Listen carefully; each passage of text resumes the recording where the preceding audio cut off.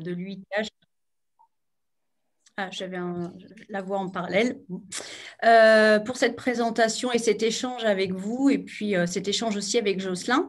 Donc, je m'appelle Sandra Wilfert, je suis consultante en RSE et mode durable.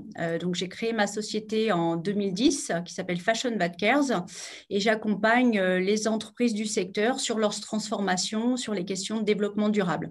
Donc, je conseille des marques et des enseignes, mais également des industriels. Ça peut être aussi des écoles de mode. Il y a des gros sujets à travailler aussi auprès des écoles. Et donc, je les accompagne sur 3 volets. Le premier qui est vraiment la RSE, donc une approche très globale du développement durable dans l'entreprise. Un deuxième volet qui est plus un volet sur les collections, que j'appelle moi achat responsable, donc comment développer des collections voilà, à moindre impact environnemental, travailler différemment ses relations sourcing avec les fournisseurs. Et puis un troisième volet qui est vraiment l'impact carbone. C'est un vrai sujet, je dirais, quel que soit le secteur d'activité dans lequel on travaille, mais on sait que notre secteur est particulièrement émetteur de gaz à effet de serre. Donc, je travaille aussi pour réaliser des bilans carbone et accompagner sur des trajectoires de réduction des émissions. Voilà rapidement pour l'introduction de mon profil. Bonjour à tous, moi je m'appelle Jocelyn Vogel, je suis le cofondateur de Vigie. Déjà commencer bien évidemment par remercier l'UITH, remercier Christelle et vous remercier chacun de vous pour ce moment d'échange extrêmement riche, je n'en doute pas. Pour ma part, j'ai passé un petit peu plus de 11 ans au sein du groupe Beaumanoir, que vous connaissez tous probablement, Cache-Cache, Bréal, Bonobo, Morgane. Et j'ai ensuite fait un petit détour par l'agroalimentaire qui m'a permis de mettre le doigt, je dirais, dans la traçabilité, dans une filière qui a bien progressé depuis sa crise de la vache folle.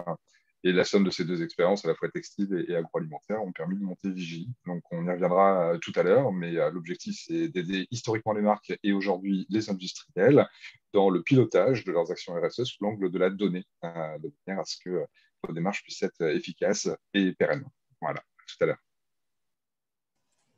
Alors, je me permets juste sur le déroulé du webinaire, comme je le disais, n'hésitez pas si vous avez une question, vous pouvez alors soit la poser dans le chat si vous le préférez, mais aussi vous la posez directement, vous enlevez, enfin vous débloquez le son et n'hésitez pas à les poser directement. Voilà.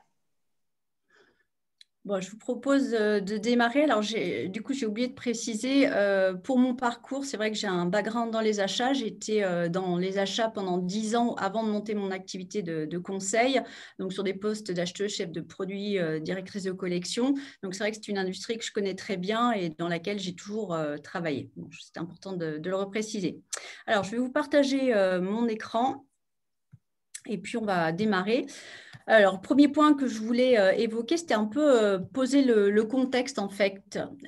Et par rapport au contexte, c'est vrai que ça n'aura échappé à personne. Le développement durable, la RSE, c'est vraiment le sujet du moment dans la mode. C'est vraiment un sujet, finalement, qui va englober tous les efforts qui vont pouvoir être faits par une marque, une entreprise, quelle qu'elle soit, eh bien, pour travailler de manière, on va dire, plus responsable. Donc, c'est vrai qu'aujourd'hui, finalement, quand on regarde un peu ce qui se passe, moi, je trouve qu'il y a un vrai engouement pour le sujet depuis quelques années.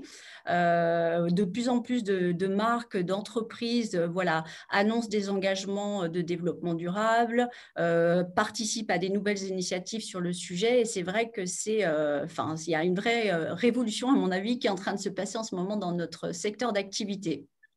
Alors peut-être pour reposer le sujet, mais je pense que c'est clair pour la plupart d'entre vous, la RSE, c'est quoi? La RSE, c'est finalement la mise en application des principes du développement durable dans une entreprise. Et c'est donc se dire, j'ai conscience que mon entreprise agit dans un écosystème, qu'elle a des impacts environnementaux, sociaux et économiques sur cet écosystème et prendre en compte ces impacts pour pouvoir soit les minimiser, ou alors pour les entreprises qui vont être peut-être plus avancées sur ces sujets-là, impacter positivement. Donc voilà, c'est vraiment ça l'objectif, je dirais, de la RSE au sein de l'entreprise. Alors, pourquoi cette accélération? C'est ce que j'étais en train de vous expliquer. Moi, quand j'ai commencé en 2010, c'est vrai que lorsque j'échangeais ou que j'essayais d'échanger sur le sujet avec des entreprises de mode, ce n'était pas du tout un sujet dont on parlait beaucoup. Beaucoup de gens avaient du mal à comprendre le sujet, mais j'ai vu finalement les choses évoluer très progressivement et je trouve que ça ressemble un peu à une vague, c'est-à-dire il y a un démarrage assez rapide et puis après, vous savez, la vague se lève et il y a ce rouleau qui finalement est un rouleau compresseur. Et pour moi, on est vraiment dans cette phase d'accélération au niveau du sujet dans la mode. Alors pourquoi vous l'avez évoqué, Christelle, il y a quelques instants. C'est vrai qu'aujourd'hui, tout le monde a bien conscience des impacts du secteur. On est sur un secteur qui a un fort impact à la fois environnemental, donc je passe quelques photos pour illustrer ce sujet, mais également un fort impact social. Alors, sur l'environnement, on va être essentiellement sur une industrie qui va émettre énormément de gaz à effet de serre, qui va consommer énormément de ressources et notamment des ressources non renouvelables, je pense essentiellement au pétrole, également qui va être très consommatrice d'eau, qui va générer aussi beaucoup de pollution. On parle beaucoup des microparticules aujourd'hui qui sont rejetées dans les océans, on parle aussi beaucoup des pollutions, de la toxicité éventuellement des produits pour la santé des ouvriers, des consommateurs et aussi pour l'environnement. Et puis sur le volet social, bon, je fais rapide parce que vous savez tout ça, mais c'est vrai qu'on est sur une industrie où il y a quand même, au niveau des ouvriers qui travaillent dans les usines, souvent une insécurité quant à la garantie de l'emploi. On est sur une industrie qui est facilement relocalisable. Si vous n'êtes pas satisfait en tant que donneur d'ordre d'une usine pour différentes raisons, vous pouvez très bien aller faire fabriquer votre produit ailleurs. Donc, il y a cette insécurité. Des heures supplémentaires, des salaires qui ne sont pas des salaires qui permettent aux gens de vivre de leur travail finalement, l'esclavage moderne dont on a parlé tout à l'heure, toutes ces problématiques sur lesquelles on est quand même régulièrement pointé du doigt depuis le début des années 90. Bon, ce qui se passe, c'est qu'aujourd'hui, pourquoi tout s'accélère sur ce sujet dans la mode, c'est qu'il y a vraiment aujourd'hui une prise de conscience des parties prenantes des entreprises, donc tout cet écosystème qui gravite autour des entreprises sur ces sujets. C'est des sujets qui préoccupent de plus en plus de gens, sur lesquels les citoyens ou les parties prenantes, quelles qu'elles soient, vont se questionner et vont aussi questionner les entreprises sur ces sujets. Elles vont demander aux entreprises de rendre des comptes, d'expliquer comment elles font les choses, pourquoi elles les font de cette manière, etc. Donc pour moi, ça c'est vraiment ce qui explique aujourd'hui cette accélération du sujet de la RSE dans les entreprises. Je dirais que les premières touchées, c'est surtout les marques et les enseignes, puisqu'elles ont eu, elles ont été prises à partie peut-être quelque part par les consommateurs qui leur demandent de plus en plus de rendre des comptes sur ces sujets-là. Mais finalement, on va se rendre compte très rapidement que tout ce sujet est en train de remonter l'ensemble de la filière et que progressivement, tout le monde dans la filière va devoir s'attaquer au sujet. Alors justement, je voulais vous montrer un peu justement cette pression qui s'exerce sur les entreprises, quelles qu'elles soient. Bon, on a parlé tout de suite des consommateurs, je l'ai déjà dit et vous le savez. Aujourd'hui, toutes les études démontrent que les consommateurs veulent acheter moins mais mieux, qu'ils sont prêts à payer un peu plus pour des produits qui seraient éco-responsables, qui seraient peut-être fabriqués en France. Il y a aussi une forte demande des consommateurs pour que les entreprises s'engagent sur les sujets de développement durable et aussi qu'elles rendent compte, qu'elles expliquent, encore une fois, comment elles font les produits, où elles les fabriquent, dans quelles conditions, etc. Donc ça, c'est le premier volet qui va s'exercer plutôt sur des marques et des enseignes. Ensuite, vous avez d'autres parties prenantes qui vont aussi mettre la pression sur vous et aussi industriels. Ça peut être les investisseurs.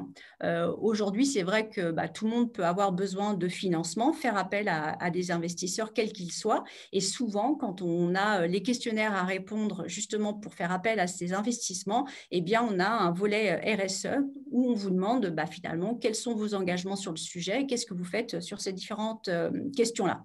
Donc ça, c'est une première pression qui n'est pas négligeable pour les entreprises du secteur. Bon, ensuite, on peut avoir aussi tout ce qui concerne les ONG, les activistes, la presse et les médias qui vont venir aussi interroger le secteur. Alors, un très bon exemple, je dirais que c'est les caches d'investigation, qui se replaisent, je dirais, de montrer combien notre industrie travaille mal, combien voilà, tout ce que l'on fait est absolument pas bien. Voilà, ce qui est dommage, c'est que c'est vrai que finalement, ils ont tendance à oublier aussi tout ce qui se fait de très bien dans le secteur d'activité. Bon, voilà, ça peut être une partie prenante aussi qui est dérangeante pour une entreprise. Si vous avez un jour un cas d'investigation qui vient dans votre usine et qui va démontrer je ne sais quoi, moi peut-être qu'il y a des déchets ou des produits potentiellement dangereux pour la santé, bon, ça peut aussi donner, enfin voilà, faire du tort à l'entreprise. Je pense aussi, je l'ai mis là en photo, des nouvelles applications qui existent et qui ont vu le jour récemment, qui sont quand même beaucoup utilisées par les consommateurs. Donc, je pense en l'occurrence à Clear Fashion. C'est une application qui va noter les marques et les enseignes enfin les marques sur la façon dont elles gèrent les questions de développement durable dans leur entreprise pour les noter, les comparer les unes aux autres. Et elles sont assez pushy vis-à-vis des entreprises pour que ces entreprises rendent compte sur ces sujets-là. Donc forcément, une entreprise qui va vouloir mieux travailler, par effet ricochet, va aller aussi se retourner vers ses partenaires, les industriels, etc., pour qu'eux aussi améliorent la façon dont leurs produits sont fabriqués. Non négligeable aussi, parce que ça, on a tendance à l'oublier en termes de partie prenante, c'est le rôle, enfin l'importance des collaborateurs. Moi, j'ai plusieurs exemples à vous donner par rapport à ça. J'ai une première entreprise qui cherchait quelqu'un pour les accompagner sur ce sujet et qui m'a dit rentrer justement sur le sujet de la RSE, poussé par ses collaborateurs. Parce qu'en fait, les gens dans l'entreprise ne comprenaient plus pourquoi l'entreprise continue à travailler de la manière dont elle le faisait. Et voilà, ça correspondait plus forcément à leur... Enfin, c'était surtout des jeunes générations, voilà, leur façon de voir les choses. Et donc, c'est vraiment ça, les collaborateurs qui ont poussé l'entreprise à se mettre sur le sujet du développement durable. Une autre anecdote, c'est une entreprise que j'ai accompagnée pour le coup, où la directrice des achats me disait, voilà, moi j'avais prévu de quitter l'entreprise parce que voilà, je suis plus en phase avec les valeurs, la façon dont on travaille avec nos partenaires fournisseurs. Et là, finalement, comme on met en place des choses, ça me motive à rester. Moi, ça m'intéresse de voir ce qu'on va pouvoir mettre en place. Et pour le coup, j'y trouve aussi une certaine fierté de me dire, ça y est, mon entreprise est aussi sur ce sujet-là. Donc, les collaborateurs, clairement, ne sont pas négligés et peuvent exercer une forte pression sur l'entreprise. Encore une fois, quelle que soit votre société, que vous soyez une marque ou un industriel, pour retenir les talents et pour attirer de nouveaux talents, ça va être pour moi indispensable de vraiment être sur ces sujets et en tout cas de montrer que vous êtes engagé là-dessus. Et puis, la dernière partie prenante que je voulais aussi détailler, alors, j'aime pas rentrer sur le sujet de la RSE par le risque ou la contrainte. Malgré tout, c'est un sujet quand même qui va amener les sociétés à travailler différemment. C'est évidemment la réglementation. Là aussi, je pense que vous l'avez vu, la réglementation est de plus en plus importante sur ces sujets environnementaux et sociaux. Elle va être de plus en plus, elle va de plus en plus demander des choses aux entreprises pour qu'elles travaillent différemment. Alors, c'est vrai qu'aujourd'hui, sur ce sujet-là, quand même, on reste quand même sur des réglementations qui vont être plutôt contraignantes pour les grosses entreprises. La déclaration de performance extra-financière, le bilan des émissions de gaz à effet de serre, c'est pour des entreprises de 500 collaborateurs. Le devoir de vigilance, on est là carrément sur des grosses sociétés avec 5000 collaborateurs. La loi Sapin, on est plutôt à 300 collaborateurs. Bon, aujourd'hui, c'est la photo à l'ordre du jour, mais qui sait quelle sera cette photo demain. Aujourd'hui, on voit que là aussi, il y a une pression qui est en train de se mettre en place alors de diverses parties, des ONG, des citoyens, justement pour que toutes ces régulations soient beaucoup plus restrictives et commencent à descendre sur d'autres niveaux d'entreprise. Donc, le devoir de vigilance, typiquement, c'est un sujet qui a été travaillé, abordé aujourd'hui au niveau européen et qui va se mettre en place dans d'autres pays que la France. Et puis, sur la question des émissions de gaz à effet de serre, je voulais juste vous donner cet exemple. Dans le cadre de la Convention citoyenne pour le climat, vous l'avez vu, il y a eu pas mal de sujets qui ont été abordés et pas mal de propositions faites sur différents points par rapport aux émissions de gaz à effet de serre en l'occurrence. Et une de leurs propositions est de dire, à partir du moment où une entreprise va rendre compte, un compte de résultat, un bilan, et normalement, une entreprise devrait aussi rendre compte de ses émissions de gaz à effet de serre. Donc ça, c'est aussi une proposition qui a été faite. Donc, pour moi, ça, c'est important. Gardons bien en tête que, OK, aujourd'hui, la réglementation, elle s'attache plutôt aux grosses entreprises, mais on ne sait pas si demain, finalement, tout ça ne va pas redescendre à des niveaux de plus petite taille d'entreprise. Voilà.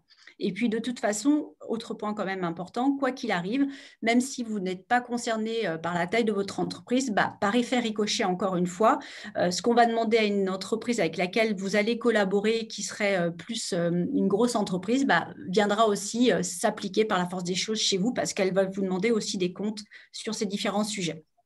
Donc, pour moi, ça, c'était important de le rappeler au niveau du contexte. Donc, je voulais juste citer 2 exemples par rapport à ça. La loi AGEC, dont vous avez sûrement aussi largement entendu parler, donc la loi anti-gaspillage pour une économie circulaire, qui va imposer à notre secteur d'activité un certain nombre de choses à partir de janvier 2022. Alors voilà, j'ai listé ces éléments. Interdiction de détruire les invendus, bon, évidemment plutôt pour les marques et les enseignes. Incitation à reprendre les textiles usagés. Après, obligation de mettre en place des informations concernant les caractéristiques environnementales des produits. Donc là, améliorer les produits sur des aspects de durabilité, de recyclabilité, de réparabilité. Également, l'obligation d'informer les consommateurs de la présence éventuelle de substances toxiques et qui pourraient être dangereuses pour la santé des consommateurs. Autre point important, tout ce qui concerne l'obligation d'afficher les primes et les pénalités que vous avez versées en tant que donneur d'ordre aux éco-organismes. Donc ça, je ne sais pas si non plus vous avez bien suivi ce point-là. EcoTLC, qui s'appelle maintenant Refashion, a mis en place un barème d'éco-modulation sur différents critères, donc la durabilité, le taux de matière recyclée dans les produits, le taux de recyclabilité des produits. Et donc, par rapport à ça, en fait, la redevance que vous allez devoir payer sur les produits que vous mettez sur le marché, il y aura des bonus ou des malus en fonction justement de la façon dont vous travaillez. Donc, moi, pour avoir fait l'exercice avec une entreprise que j'accompagne, j'avoue qu'à date, ce n'est pas ultra incitatif, mais encore une fois, on ne sait pas, peut-être qu'aujourd'hui, ça ne l'est pas, mais que demain, ça sera encore plus restrictif et que ça invitera vraiment, je dirais, l'ensemble de la filière à mieux travailler sur tous ces sujets-là. Donc ça, c'était le premier exemple. Et puis le deuxième exemple dont on parle beaucoup aussi aujourd'hui, c'est la question de l'affichage environnemental. Si on demande aux entreprises effectivement d'afficher la performance environnementale et ou sociale des produits qu'ils mettent sur le marché, eh bien forcément, là, il y aura aussi un impact sur l'ensemble de la filière qui va devoir probablement être amené à travailler différemment pour améliorer la note des produits. Donc là, il y a vraiment un double objectif sur les 2 sujets que je vous ai montrés. C'est d'informer les consommateurs. Ça, c'est vraiment le premier objectif principal pour que les consommateurs puissent acheter en conscience avec tous les éléments en main pour faire des choix éclairés.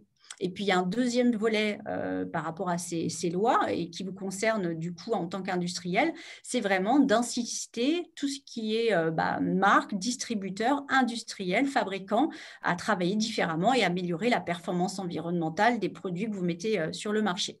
Donc ça, pour moi, c'est aussi un élément de contexte qui est très important aujourd'hui et qui va amener le secteur à évoluer sur ces sujets-là. Donc pour moi, c'était un peu le message que je voulais faire passer. Je pense que jusqu'à présent, quand on travaillait sur des produits éco-conçus ou des produits responsables d'un point de vue social, c'était vraiment une valeur ajoutée que certaines entreprises allaient apporter sur tout partie de leur collection. Aujourd'hui, c'est vraiment en train de devenir un must-have, c'est-à-dire que pour moi, dans quelques années, un produit sera éco-conçu, éco-responsable ou ne sera pas. Et de la même manière, en fait, ce qui était peut-être une façon de travailler un peu particulière, je ne sais pas, peut-être de petites marques qui se lançaient, qui avaient vraiment ces valeurs ancrées fortement dans leur ADN, c'est en train de devenir le business as usual. Et ça, c'est un point aussi super important sur lequel je voulais insister. Quand on parle de RSE dans l'entreprise et souvent avec les collaborateurs, même si tout le monde est ultra motivé par le sujet, moi, à chaque fois que j'accompagne une entreprise, c'est incroyable l'engouement qu'il y a des équipes justement pour se mettre sur le sujet. C'est un gros élément de motivation auprès des équipes. Par contre, souvent, ce qu'on me dit, c'est que pour eux, ils ont l'impression qu'on leur ajoute une charge de travail supplémentaire.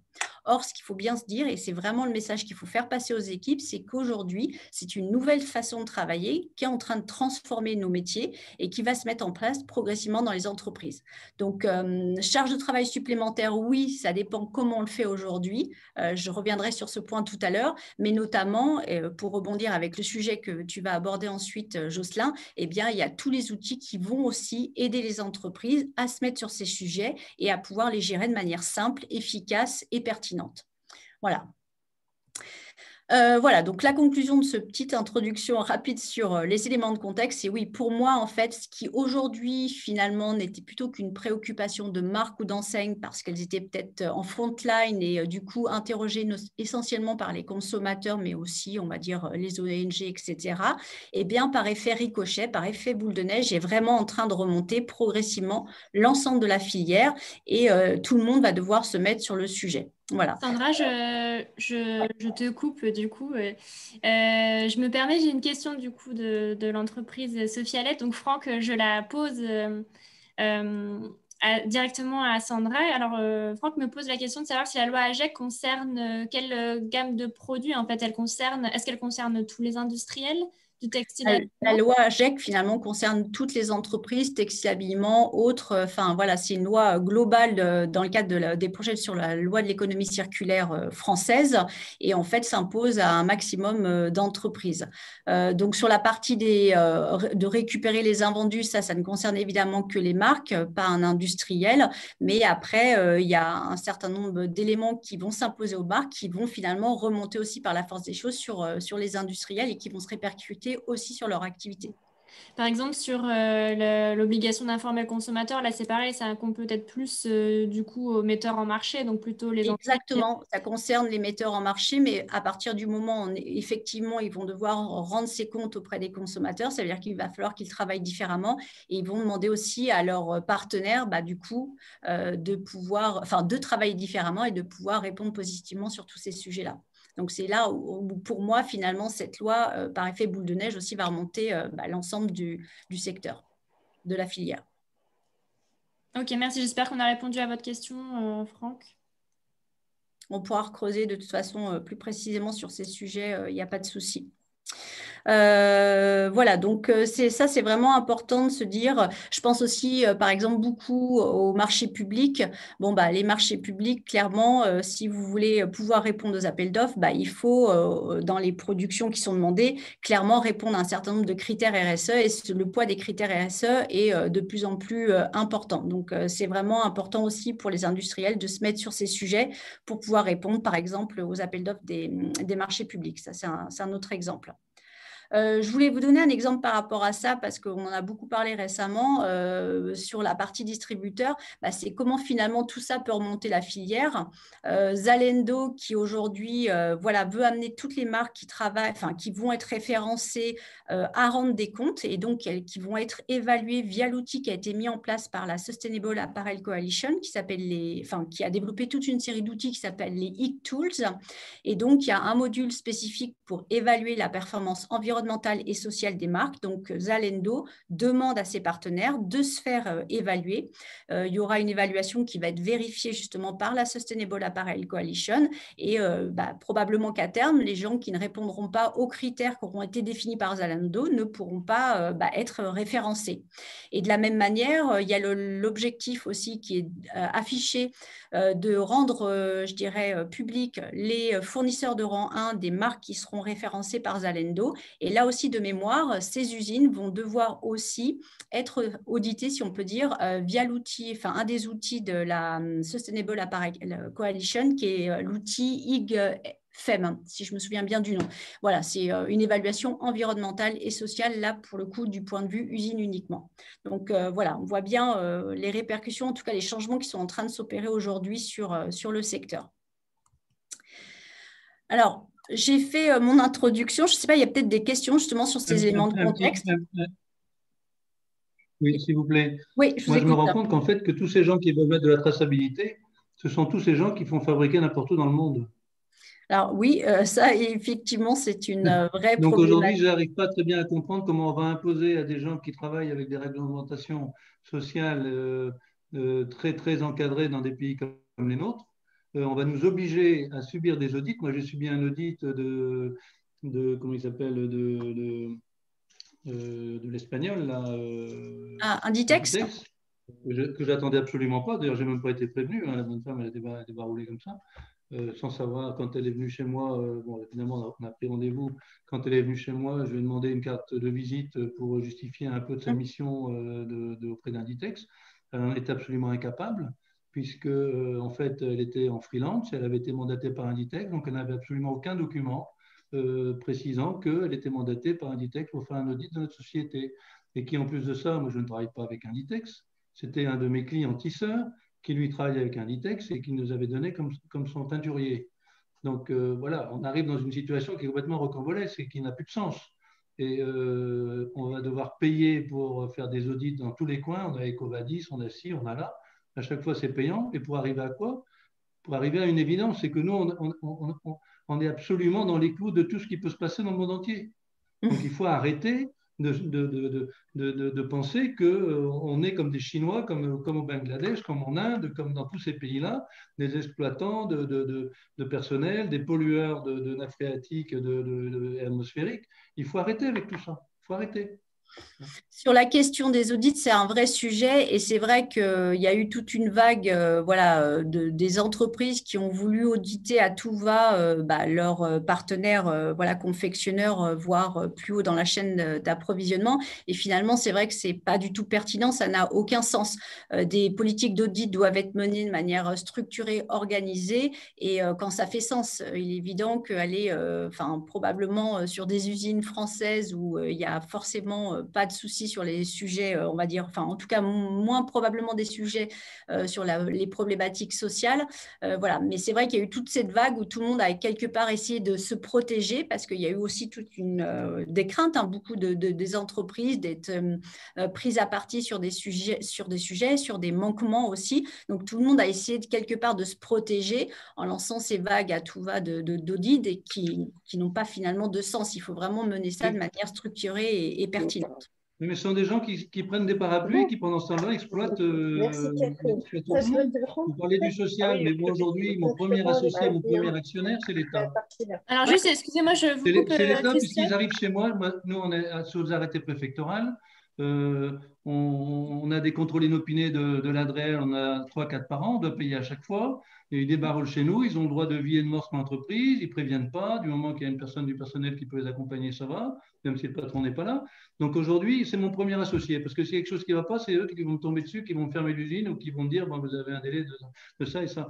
Donc il faut arrêter avec tout ça. Il faut arrêter. Bon, c'est compliqué, mais oui, je comprends votre état d'esprit. Je vous propose qu'on continue sur la méthodologie du coup. Alors, ce que je voulais vous présenter, c'est finalement comment vous pouvez mettre en place une démarche RSE dans votre entreprise si vous souhaitez initier ce genre de démarche au sein de votre société. Pour moi, il y a 2 points importants. Si vous voulez que votre démarche soit efficace, et par efficace, j'entends, pour revenir peut-être sur ce que vous disiez, pas un simple effet marketing ou un simple effet de communication, mais vraiment que vous ayez en tête d'avoir un impact, de minimiser vos impacts, voire d'avoir un impact positif. C'est vraiment ça l'objectif d'une démarche, qu'elle soit efficace et qu'elle porte ses fruits, je dirais, sur les sujets qui font sens pour vous et qui sont clés pour votre entreprise. Il faut vraiment que vous ayez une démarche qui soit structurée. Ça, pour moi, c'est ultra important et je le constate beaucoup. Souvent, les démarches ne le sont pas parce que souvent, les entreprises ne savent pas comment démarrer une démarche RSE. Il y a plein de sujets qui sortent, il y a plein de sujets sur lesquels on a envie de se mettre, mais finalement, parfois, on va se mettre sur des petits sujets qui ne vont pas forcément beaucoup impacter ou des sujets qui vont être très compliqués. Finalement, la démarche va s'essouffler. Donc, elle va perdre de son efficacité et finalement, elle ne va pas porter les fruits par rapport à ce que vous aviez décidé de mettre en place au départ. Donc, pour moi, la structure, ça, c'est un élément qui est extrêmement important. Donc, comment vous allez pouvoir structurer justement votre démarche et je dirais poser les fondamentaux, les bases justement pour établir votre démarche RSE. La première chose pour moi, c'est de bien connaître son entreprise. Bon, globalement, vous savez qui est votre entreprise, hein, vous savez quelle est la mission de votre entreprise, quelles sont ses valeurs, quels sont évidemment ses objectifs stratégiques.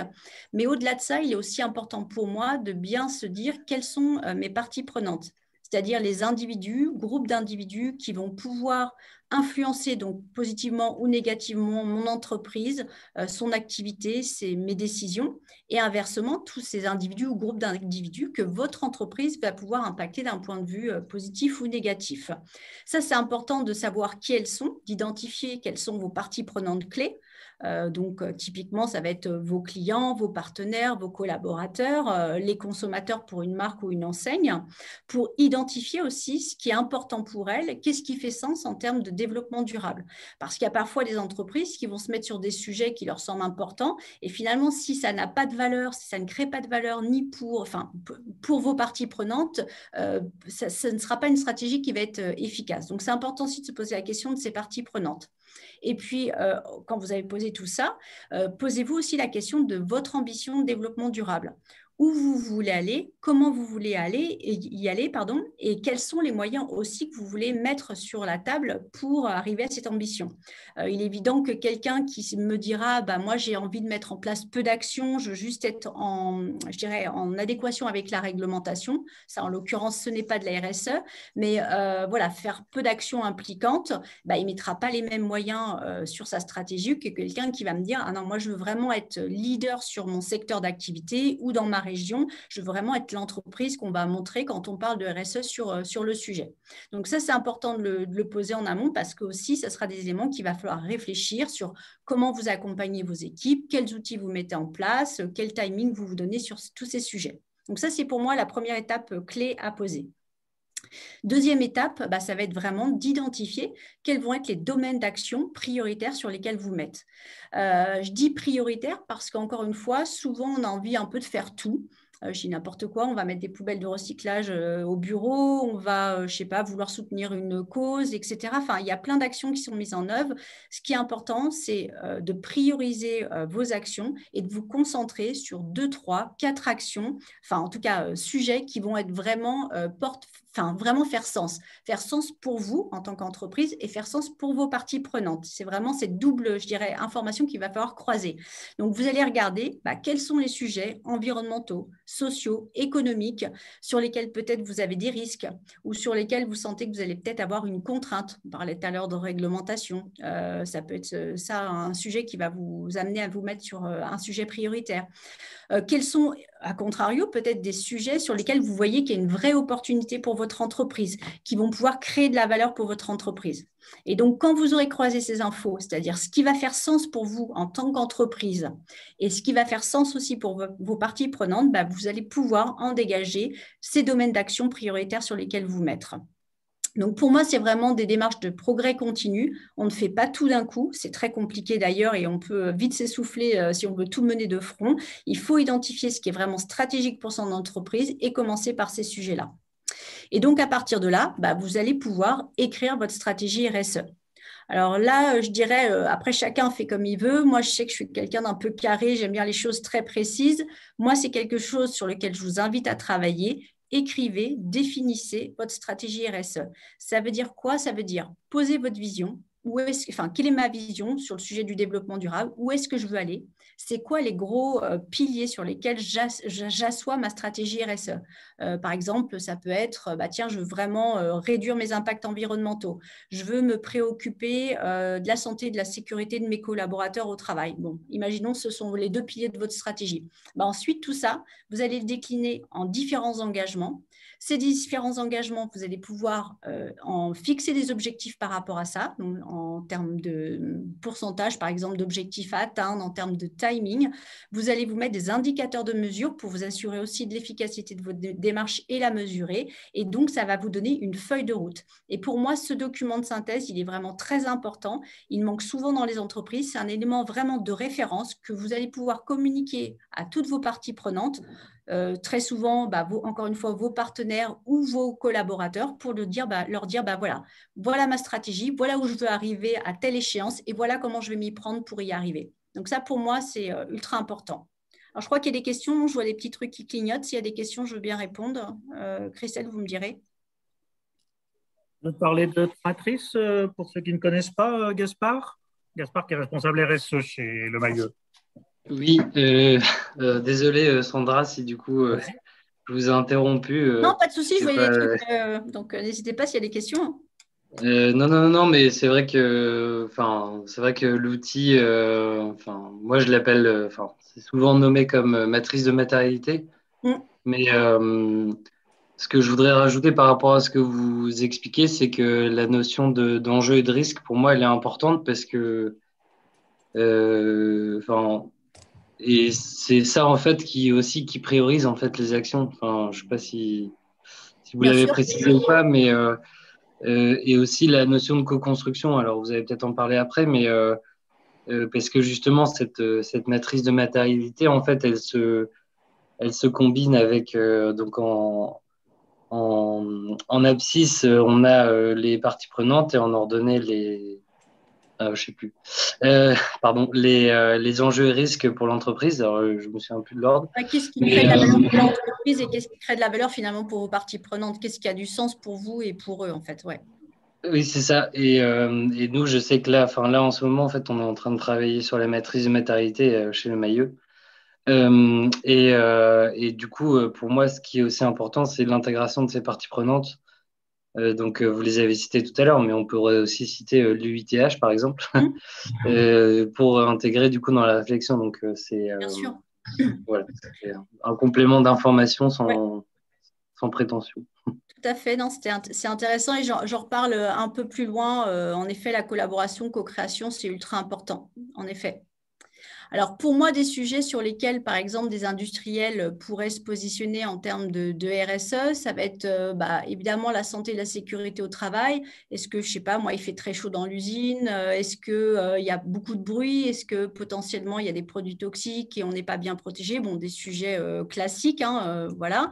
Ça peut être aussi des sujets intéressants à creuser, tout ce qui est la contribution finalement à la création de valeur sur votre territoire. Ça, c'est des sujets qui sont beaucoup abordés aujourd'hui, justement, avec toutes les notions de relocalisation de l'industrie en France. Donc, ça peut être des sujets intéressants sur lesquels se positionner en tant qu'industriel.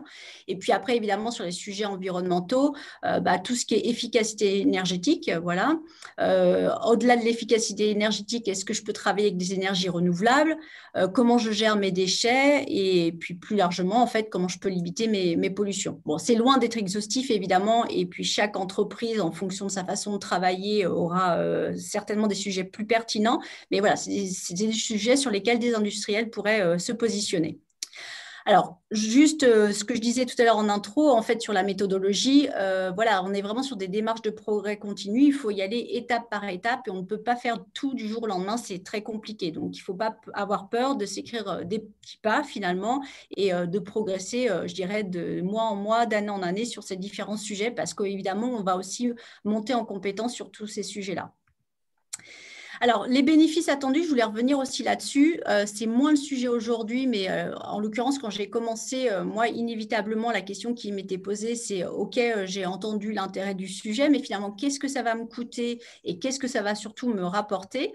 Il faut bien se dire que la RSE ne doit pas être perçue comme une charge supplémentaire pour l'entreprise ou comme un coût, mais bien comme un investissement. Faire de la RSE, ça ne coûte pas nécessairement plus cher, ça peut, pas forcément. Et puis, quand bien même, je dirais, si c'est un investissement qui est à faire par l'entreprise, eh bien, vous aurez un retour sur investissement, par contre, sur du moyen ou du long terme. Et c'est vrai que c'est peut-être pas forcément en correspondance avec les attentes aujourd'hui des entreprises. On est beaucoup sur des démarches, des attentes plutôt de retour sur investissement sur du court terme. Bon, voilà, là, c'est des démarches qui vont prendre du temps en termes de retour sur investissement. Voilà, donc j'insiste bien sur ce point-là, ça ne veut pas forcément coûter plus cher et de toute façon, s'il y a un investissement à opérer, vous aurez un retour sur investissement à moyen long terme. J'ai quelques exemples par rapport à ça et malheureusement, je ne me rappelle plus les chiffres exacts, mais je sais que Gémeaux, je crois que c'était en 2015, était parti du constat sur le sujet des factures d'électricité de ces magasins. Et ça représentait une somme d'argent extrêmement importante. Je crois que c'était l'équivalent de la consommation de la ville de Nantes, donc c'est quand même une facture non négligeable. Ils ont fait un petit investissement dans l'ensemble des magasins.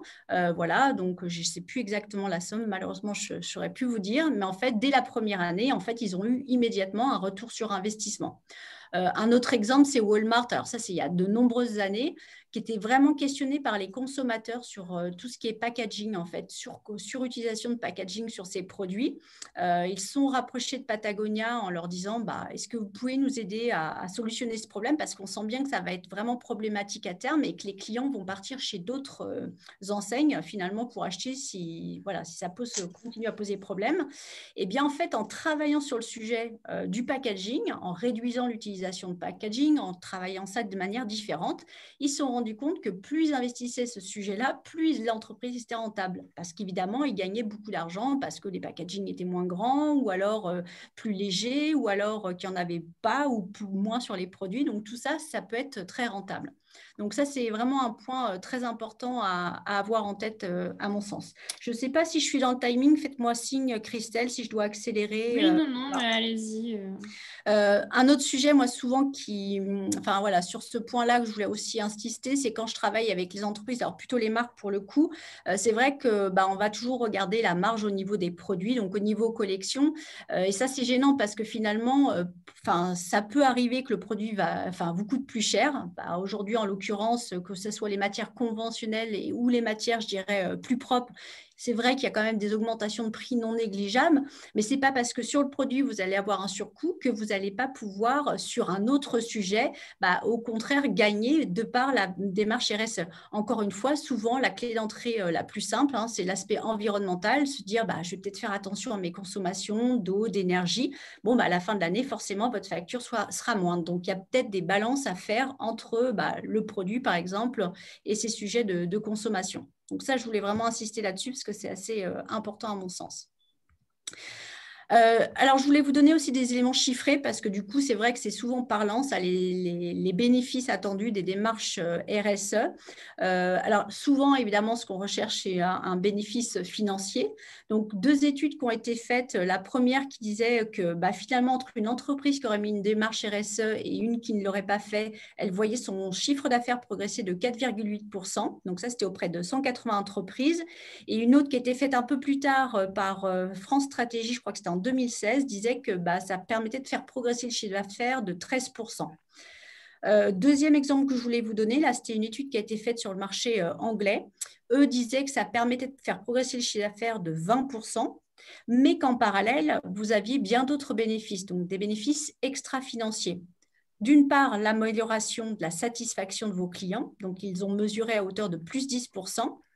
Également, l'amélioration de la productivité de l'entreprise, donc plus 13% sur ce qui a été mesuré. Et puis, au final, une baisse du turnover dans l'entreprise. Je le disais tout à l'heure, c'est vrai que les collaborateurs sont très motivés par ces démarches et du coup, ça peut faire que vos collaborateurs restent plutôt dans votre entreprise et ne partent pas chercher du travail ailleurs dans une entreprise qui serait plus engagée que la vôtre. Ça, c'est d'autres éléments aussi de chiffres que je voulais vous donner parce que ça parle toujours beaucoup. Ça permet d'améliorer son image. Alors juste, excuse-moi, Sandra, on a une question de Justine qui demande en fait de quelle étude on parlait précédemment. Alors, la première, c'est une étude alors, j'ai mis les ressources en bas. Donc, la première, c'est une étude qui a été faite par The Impact of Corporate Culture of Sustainability on Corporate Behavior and Performance auprès de 180 entreprises. La deuxième, celle qui parle des 13% d'augmentation du chiffre d'affaires, c'est France Stratégie qui l'avait menée auprès de 8000 entreprises, 8500.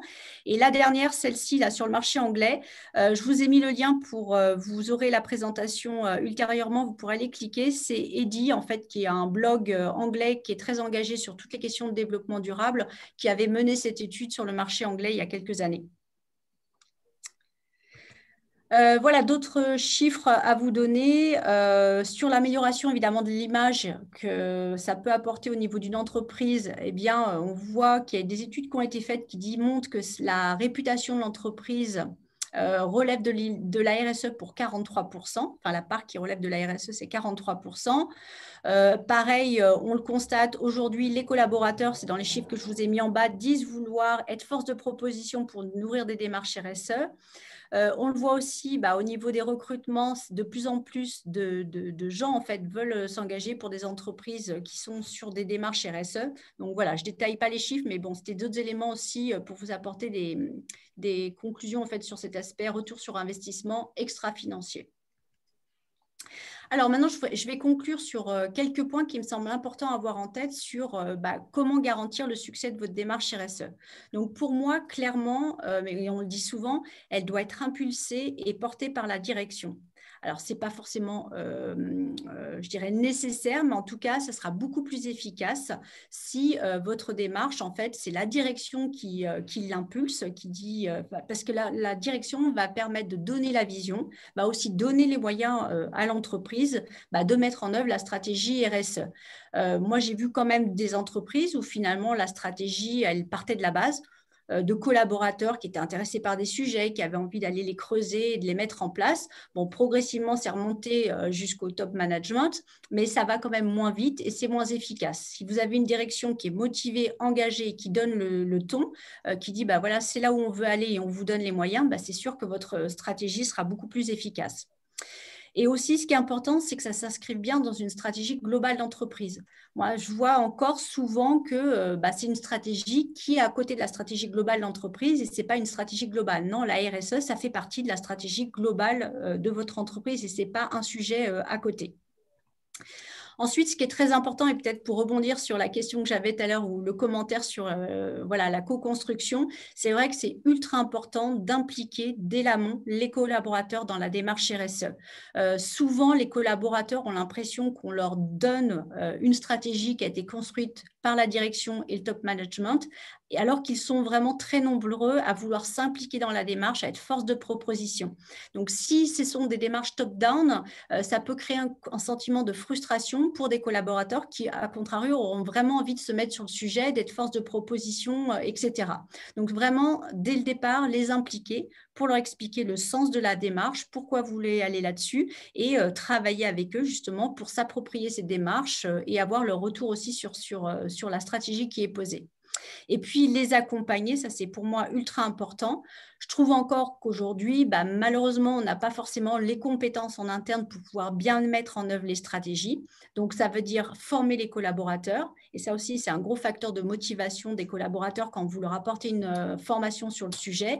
Leur apporter des outils. Et là, je reboucle avec le sujet que vous présentera Jocelyn. C'est vrai que ça peut être compliqué aujourd'hui de mettre en place, suivre, je dirais, mesurer une démarche RSE si on n'a pas les bons outils.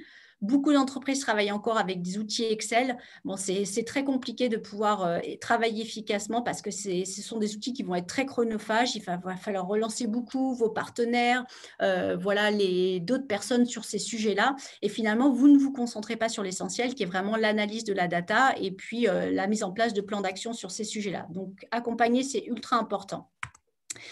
Elle doit être aussi suivie et évaluée, c'est-à-dire qu'il va falloir que vous définissiez des indicateurs de mesure pour voir si effectivement votre stratégie est efficace. Les indicateurs, ça va vous permettre de voir si vous allez plus vite que prévu sur la stratégie, auquel cas c'est très bien, vous pourrez peut-être vous fixer des objectifs encore plus ambitieux. Et à contrario, si vous voyez que vous n'êtes pas dans vos objectifs, ça va vous permettre de vous poser les bonnes questions.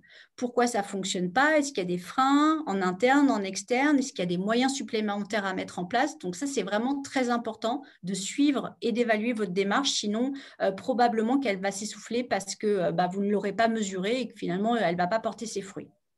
Et puis, en lien aussi pour moi avec ça, il y a vraiment le côté animation et partage de la démarche. Animer, c'est-à-dire organiser régulièrement en interne des réunions pour parler du sujet, pour partager aussi les avancées de chacun. Et ça aussi, c'est quelque chose que je constate beaucoup dans les entreprises que j'accompagne. Souvent, on fait des réunions, mais finalement, les autres ne savent pas où on est, par exemple, sur le produit. Un autre pôle, moi, je travaille au pantalon et j'ai des collègues la chemise. Où est-ce qu'ils en sont par rapport à moi? Et même plus largement, le service, je ne sais pas, peut-être logistique, où ils en sont aussi dans la démarche RSE. Donc, ce côté partage de l'information, remontée de l'avancement de la stratégie, il est ultra important et très motivant pour les équipes. Donc, il ne faut pas le négliger. Et si on n'anime pas, si on ne partage pas une démarche RSE, encore une fois, fort probablement, elle va s'essouffler, elle ne va pas porter ses fruits. Et puis le dernier, enfin alors du coup, je reviens sur le point collaboratif. C'est très important en effet d'engager ces parties prenantes dans la réflexion, de ne pas travailler seul sur sa stratégie, de voir ce qui fait sens pour tous vos partenaires, vos collaborateurs. Et c'est vrai qu'on dit souvent, voilà, seul on va plus vite, ensemble on va plus loin. Clairement, il y a plein de sujets qui vont être compliqués peut-être pour une entreprise à travailler seule, travailler avec d'autres entreprises. Alors ça peut être soit vous êtes des industriels avec d'autres industriels, soit vous êtes un industriel, travaillez aussi avec des marques pour comprendre leurs besoins, leurs attentes. C'est comme ça que vous allez pouvoir avancer positivement sur votre stratégie. Et surtout aussi sur certains sujets, ça va peut-être vous permettre aussi de mutualiser, je ne sais pas moi, des ressources financières, humaines, des outils, encore une fois, voilà, qui pourraient être partagés aussi avec d'autres partenaires ou entreprises sur les mêmes sujets. Donc, le côté collaboratif, il est ultra important aussi. Et puis, dernier point de ma présentation, j'espère être dans le timing, désolée si je suis un peu longue, c'est évidemment s'appuyer sur des outils. J'ai donné plusieurs exemples déjà tout à l'heure, mais pour moi aujourd'hui, ça va être vraiment un gros facteur clé de succès du déploiement des démarches RSE dans les entreprises. Il faut donner les moyens aux équipes de pouvoir mettre en place les stratégies, de pouvoir les piloter, de pouvoir les suivre. Et si on n'a pas les outils pour le faire, ça va être extrêmement compliqué. Parce qu'encore une fois, il va falloir passer du temps à relancer des fournisseurs, à chercher une information. Et on a besoin de la data pour tous les sujets dont on a parlé tout à l'heure, traçabilité, transparence. Voilà, donc c'est par les outils, par le digital que les entreprises vont pouvoir mener vraiment efficacement leur stratégie RSE. Pour moi, les deux sujets, la RSE, le digital, c'est vraiment intimement lié et les deux ne pourront pas fonctionner l'un sans l'autre. Voilà, donc c'est là-dessus que je voulais conclure pour te passer la main, Jocelyn, du coup, sur les outils et parler en l'occurrence de votre outil Vigie. Merci beaucoup, Sandra. C'est extrêmement complet, extrêmement clair. Le lien est assez évident et je te remercie pour la partie que tu fais. Pour avoir pratiqué de nombreuses années au sein des retailers, en tout cas textiles, et d'être en contact avec beaucoup, on s'aperçoit souvent que cette notion de RSE vient se poser en mode millefeuille de systèmes existants. Pourquoi? Parce que les gens s'y sont mis alors que les systèmes existaient déjà, parce que les outils ont mis du temps aussi à être visibles et à être pertinents. Et pour autant, le besoin est de plus en plus fort, parce que Sandra l'a bien dit, la RSE aujourd'hui potentiellement concerne tous les domaines de votre entreprise. Donc ça peut vite devenir assez compliqué, voire même un peu impossible de piloter correctement en règle de l'art, ce qui est sympa, votre démarche RSE. Donc, avec Vigilance, je vais me permettre de partager mon écran. Surtout, n'hésitez pas, là encore, à interrompre, à poser des questions, voilà, que ce soit le plus dynamique possible, bien entendu. J'imagine que si quelqu'un peut juste me confirmer que le partage se passe bien. Super. Okay. Oui, Merci beaucoup. Je vais repartir effectivement, c'est marrant parce qu'on ne s'est pas concerté avec Sandra, mais vous voyez qu'on a la même approche initiale. Je vais aller très très vite parce que non seulement vous le savez déjà, puis Sandra l'a encore très très bien expliqué, cette pression grandissante se fait de manière frontale au niveau des marques, principalement la RSE de manière générale, mais principalement également sur la traçabilité et la transparence. Et naturellement, cette pression vient progressivement concerner toutes les étapes de la chaîne de valeur en amont et vous également industriel. Donc là encore, Sandra l'a dit, aujourd'hui c'est le sujet du moment, je ne pourrais pas le dire mieux, je dis un impératif, c'est une application forte et concrète pour être à la hauteur à la fois des enjeux sociaux et environnementaux, évidemment des attentes des consommateurs, mais par voie de fait des donneurs d'ordre aussi qui s'adressent à vous, industriels, et des futures contraintes législatives. Pour le coup, tu me fais gagner du temps, Sandra, parce que je n'ai pas besoin de développer ce point.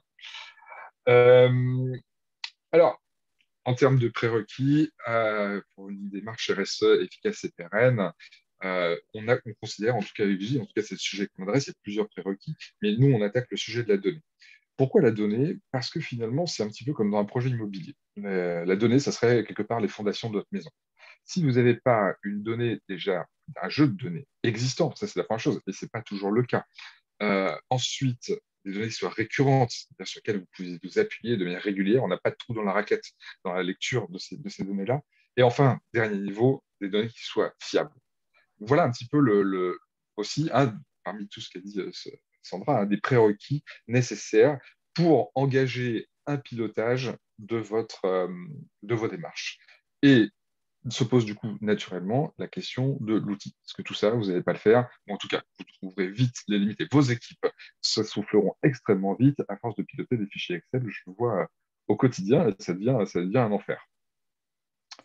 Alors, je vous le disais avec Vigie, nous on s'est attaqué à ce sujet de la donnée.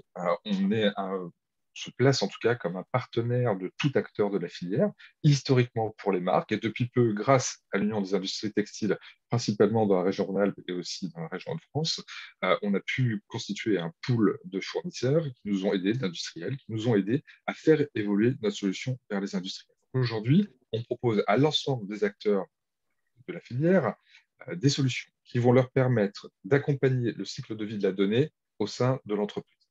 Accompagner le cycle de vie de la donnée, c'est encore un petit peu flou, un peu théorique tout ça. Très concrètement, qu'est-ce qu'on fait? C'est les 3 blocs que vous voyez là. C'est-à-dire que pour chacun de vous, on est capable de vous aider à récolter déjà votre donnée. Et sur le moment où on est capable de la récolter avec des outils pratiques, ça y est, on arrive sur le socle de données récurrents dont je parlais tout à l'heure.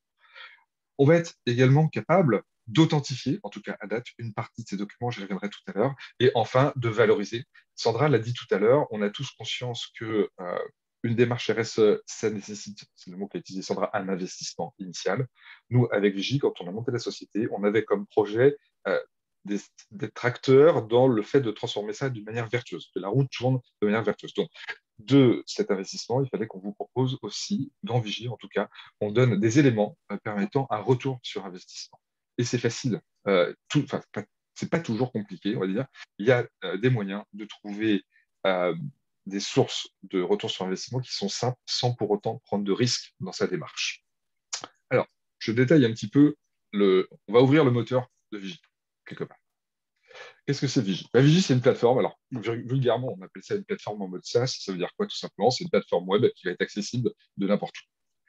Sur cette plateforme, vous avez chaque acteur va pouvoir rentrer des informations qui concernent sa société, c'est-à-dire la RSE de son entreprise en tant que telle, quels que soient les produits qu'elle va mettre sur le marché, quelle que soit son activité. Ça peut aller jusqu'à l'économie d'électricité, la consommation d'eau ou ce genre de choses. Remonter également des informations sur l'amont de sa chaîne de valeur, c'est-à-dire auprès de ses fournisseurs, avoir un dialogue avec, j'appelle ça un peu une autoroute digitale, un moyen d'échange d'informations digitales pour pouvoir collaborer et récupérer un maximum d'informations sur la chaîne de valeur, donc sur les fournisseurs, quel que soit leur rang, mais également sur les produits. Alors ça, c'est dans le cas de ce qu'on fait pour une entreprise qui a une dimension retail, qu'elle soit industrielle ou pas, mais avec une dimension retail. Je préciserai juste après là où on en est aujourd'hui pour un industriel pur. Ça veut dire que déjà avec ça, l'entreprise elle va être capable concrètement de prendre une photo de sa propre RSE, de la RSE de ses fournisseurs, de la RSE de ses produits. Sandra le disait tout à l'heure, elle parlait d'indicateurs. Ça, c'est un petit peu l'outil qui va vous permettre de prendre la photo de départ. Si vous avez cette photo de départ initiale, ça veut dire que derrière, et indépendamment de Vigie, vous allez pouvoir effectivement placer vos niveaux d'ambition à N+1, N+2, etc. Et on va un petit peu plus loin. Et en tout cas, moi, je dirais que j'ai à peu près 95% des acteurs que je rencontre au quotidien qui me disent ma préoccupation numéro 1 dans cette démarche de traçabilité, c'est la fiabilité de mes informations. On sait par ailleurs actuellement qu'il y a un marché du faux qui se développe depuis la Chine sur le GOTS et qui est en train de prendre une dimension complètement dingue. Mais au-delà de ça, ça reste effectivement, au-delà du cas particulier de GOTS, je dirais, quoi qu'il arrive, ça reste un concernement numéro 1 des acteurs de la filière. Donc nous, on attaque ce sujet-là, qui est pas des plus simples, mais en tout cas, aujourd'hui, on est déjà capable d'authentifier une certaine partie des documents preuves qui sont mis à disposition. Parce que je ne l'ai pas dit tout à l'heure, mais dans Vigie, effectivement, on récupère non seulement des informations sur la RSE, mais à chaque information, on essaie de rattacher une preuve qui va pouvoir appuyer, crédibiliser cette information. Alors, comment est-ce qu'on authentifie, nous? Alors, il y a des parties qui sont un peu technologiques. On va aller faire ce qu'on appelle des requêtes. On va les vérifier automatiquement dans les bases de données publiques lorsqu'elles existent, si tel numéro de certificat est bien attribué à telle entité. Et du coup, pour le compte du donneur d'ordre, on est effectivement capable d'authentifier ce document. On a parlé, Sandra a dit collaboratif. Alors, il y a le collaboratif intra-entreprise. Nous, on le pratique encore d'une autre manière avec intra ou extra-entreprise. Avec Vigie, on le pratique d'une manière très, très forte sur le côté extra, le côté écosystème. C'est-à-dire qu'on est tout à fait humble et on a tout à fait conscience qu'on ne va absolument pas, Vigie seul, répondre à tous les sujets, toutes les questions que vous pourriez avoir. Donc, on noue un grand nombre de partenariats. Et parmi ces partenaires, on a notamment des bureaux de contrôle. Pour certains, vous connaissez peut-être, puisqu'on a SGT et AS International. Ça veut dire quoi? Ça veut dire que toute entité qui nous présenterait un élément de preuve, résultat d'audit, résultat labellisation, certification, etc., émanant d'un de ces deux bureaux de contrôle, et ben, par échange d'informations, naturellement, avec eux, on va être capable, là encore, d'authentifier ces documents-là. Notre trajectoire de développement, elle est très claire. La priorité numéro 1 sur le reste de l'année 2021 et 2022, c'est d'étendre le scope des documents que nous sommes capables d'authentifier pour un donneur. Tout à l'heure, je vous parlais de valorisation. La valorisation, elle passe de deux manières. Elle passe déjà, on l'a déjà un petit peu dit tout à l'heure, en termes de B2B, toujours dans notre plateforme Digitrack, sur votre capacité effectivement à prendre cette photo et derrière à effectuer tous les éléments de pilotage, d'ajustement, d'optimisation, en tout cas, sur vos démarches. Voilà pour la partie B2B. Et ensuite, la valorisation, elle passe au final par la perception de votre client, alors soit pour une marque d'un consommateur, soit pour un industriel d'un donneur d'ordre, la perception de votre client que votre produit embarque bien ses qualités éco-responsables. Dès lors que la personne en face de vous, votre acheteur ou votre consommateur, est en conscience de la valeur ajoutée du produit qu'il a en face de lui, ça veut dire qu'il va être capable de passer de l'intention à l'action. Celui qui nous dit toujours moi je suis prêt à payer plus cher pour un vêtement éco-responsable, oui, à condition d'avoir confiance, d'avoir l'information, premièrement, et deuxièmement, d'avoir confiance dans cette information. Donc, avec Vigie, on propose plusieurs outils à destination de nos clients. La première, c'est ce qu'on appelle VigiClick. On a plusieurs solutions qui vont permettre de s'intégrer sur votre site web pour indiquer à n'importe quel visiteur les actions que vous menez, les preuves que vous avez pu produire, et pour même le téléchargement, si jamais vous le souhaitez. Par exemple, vous êtes certifié Ecotex, pourquoi pas mettre à disposition de vos visiteurs le certificat Ecotex. Dans le cas d'une marque retail qui aurait son propre e-shop, son site marchand, on est capable de mettre en face de chaque fiche produit un petit bouton Vigie pour avoir l'ensemble des informations RSE qui ont été décidées de porter, d'amener vers le grand public. Ça me permet d'avoir une petite précision aussi sur la nature et les valeurs de Vigie. En aucun cas, nous ne sommes ni un label, ni des militants dans ce monde-là. Ça veut dire que dans l'ensemble des outils de Vigie, c'est vous qui décidez des informations que vous souhaitez pousser vers le grand public et des preuves également que vous souhaitez pousser. En aucun cas, Vigie ne viendra interférer sur votre stratégie RSE ou votre stratégie de communication sur des outils que vous pouvez vous approprier à 100% dans le respect absolu de la manière dont vous souhaitez fonctionner. Alors ça, c'est vrai pour la partie digitale qui s'applique à la fois pour les industriels et à la fois pour les retailers. Spécifiquement pour les retailers, on propose également, mais ça c'est devenu classique dans les usages, Sandra en a dit un mot tout à l'heure, une application qui va permettre de se flasher n'importe quel code barre. Je ne parle pas d'un QR code à rajouter, mais les codes barres existants de distribution des vêtements pour obtenir la même information que sur le web. Donc de cette manière-là, pour une marque qui fait du retail, on est sûr déjà d'offrir la même expérience client, quel que soit le canal d'achat, ce qui est aujourd'hui une nécessité finalement vis-à-vis du consommateur. Et on est, du côté de la marque, assuré d'avoir une valorisation à 100% des actions RSE qui ont été faites.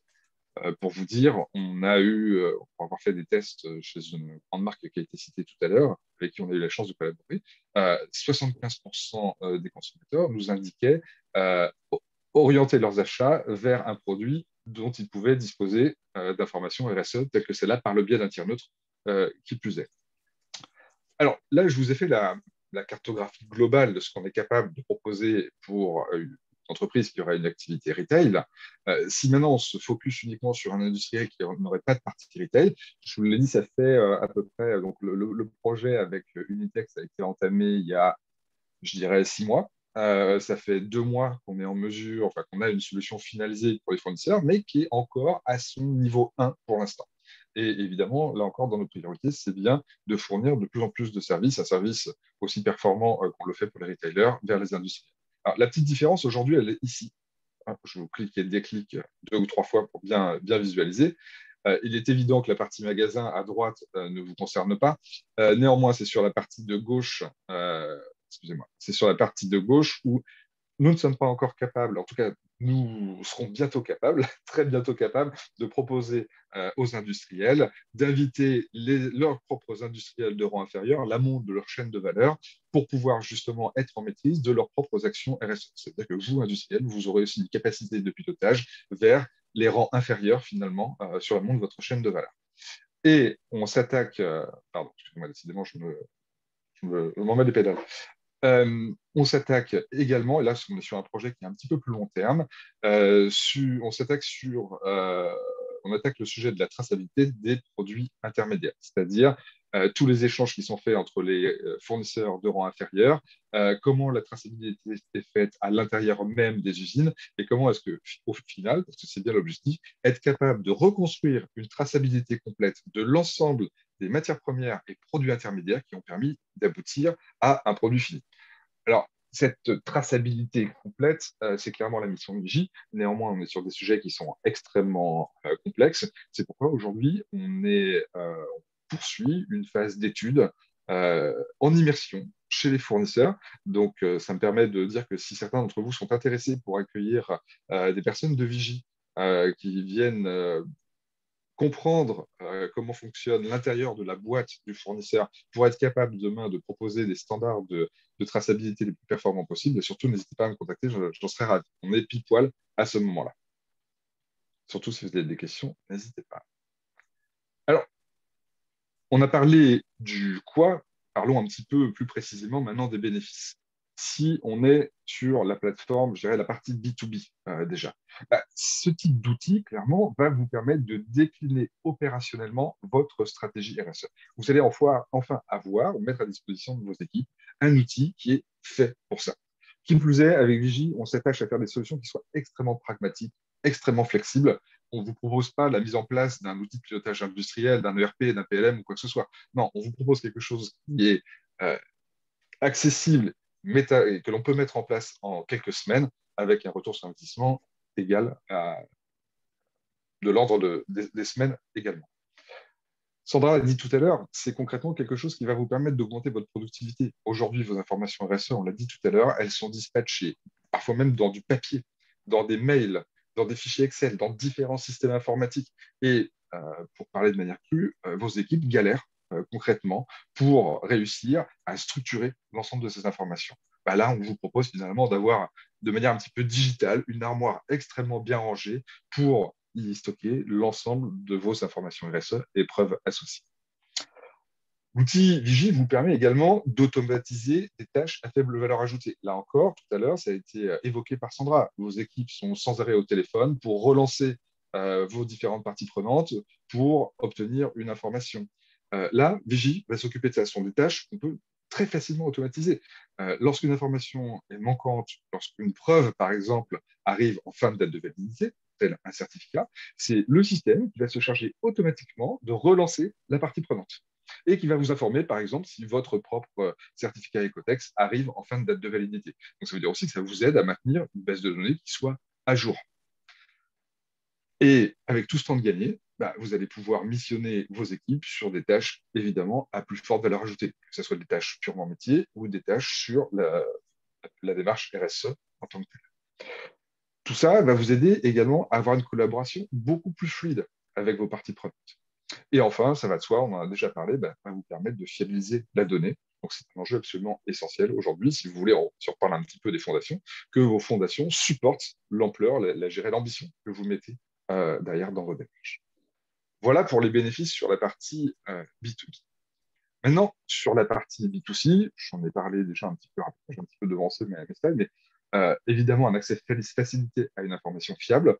Je crois que c'est dans la dernière étude de l'IFM qui disait que 40% des gens qui n'avaient pas acheté une pièce éco-responsable disaient ne pas l'avoir fait parce que l'information n'était pas disponible ou pas fiable. Donc, on peut dire qu'on agit directement sur le questionnement du consommateur actuel. Ça permet effectivement, comme je l'ai dit, de valoriser votre RSE et de trouver un retour sur investissement en exploitant l'ensemble des canaux, qu'ils soient digitaux ou physiques. Ça va vous permettre d'accroître votre expérience client, ce qui n'est pas neutre aujourd'hui, et bien sûr de renforcer la crédibilité grâce au tiers neutre de Vigie. C'est-à-dire que là, concrètement, nous, on n'est pas là pour remplacer votre discours RSE. Vous, en tant que société, vous serez toujours les meilleurs pour parler de vous-même, de ce qui vous êtes, de ce que vous faites. Par contre, on va venir légitimer, crédibiliser, sédimenter, renforcer ce discours par le biais du tiers neutre que nous sommes. Alors, ce que je vous propose très très rapidement, ça va être compliqué dans le temps imparti de vous faire rentrer dans la plateforme de Vigie. Néanmoins, je suis bien entendu avec plaisir à votre disposition pour prolonger un petit peu les échanges. Vous avez mes coordonnées qui s'affichent, donc n'hésitez pas à noter et à me contacter dès que vous le souhaitez. Néanmoins, ce que je vous propose, c'est un petit peu sur la fin du fonctionnement de Vigie, vous proposer une démonstration de ce que ça donnerait chez une marque factice, et je vais ensuite vous montrer en production chez un fournisseur. D'accord ? Alors, je me permets d'interrompre le partage d'écran pour reprendre une nouvelle fenêtre.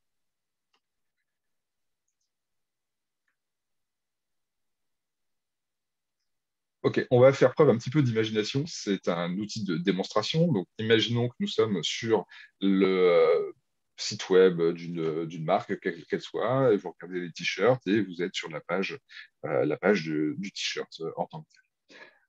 On peut, comme je vous le disais, intégrer le bouton Vigie, la transparence par Vigie. Donc, le consommateur va pouvoir cliquer dessus et obtenir l'ensemble des engagements que à la fois la marque et les fournisseurs ont choisi de porter vers le grand public. Alors, d'abord, des engagements sur le produit en termes de sécurité santé. Je rappelle, Sandra l'a dit un petit peu tout à l'heure aussi, c'est le premier concernement aujourd'hui, quelles que soient les enquêtes d'opinion, c'est la pyramide de Maslow, hein, la santé first, avec différents éléments. Des éléments sur l'environnement, réduction de l'impact carbone, sur l'origine du produit, la traçabilité en tant que telle, des éléments sur le sourcing, et on va jusqu'à proposer aux consommateurs d'avoir des éléments sur le fournisseur, aujourd'hui de rang 1 et demain encore plus loin, mais en tout cas sur le confectionnaire. Et là encore, ce sont les informations que le fournisseur aura bien voulu mettre à disposition. C'est-à-dire que si la marque questionne son fournisseur de rang 1 sur, je ne sais pas, une quinzaine d'éléments RSE, mais que le fournisseur a décidé que parmi ces 15 éléments, il y en avait 5 qui devaient rester à la discrétion du B2B, à ce moment-là, seuls les 10 autres apparaîtront. En gros, pour qu'une information d'un fournisseur apparaisse, il faut avoir l'accord du fournisseur et l'accord de la marque. Et là, petit exemple, le fournisseur est adhérent au Ecotex, je peux cliquer sur le bouton Ecotex, hop, ça me télécharge le document preuve, et si jamais le consommateur le souhaite, en tout cas, la capacité à avoir directement cette information. Je devance peut-être une question, le consommateur, le certificat Ecotex, il s'en fiche. Je suis complètement d'accord avec vous. Et la démarche de mettre à disposition ce certificat, ça engage d'une manière encore plus forte votre crédibilité. Je prends l'exemple de le fait de divulguer sa liste de fournisseurs ou pas.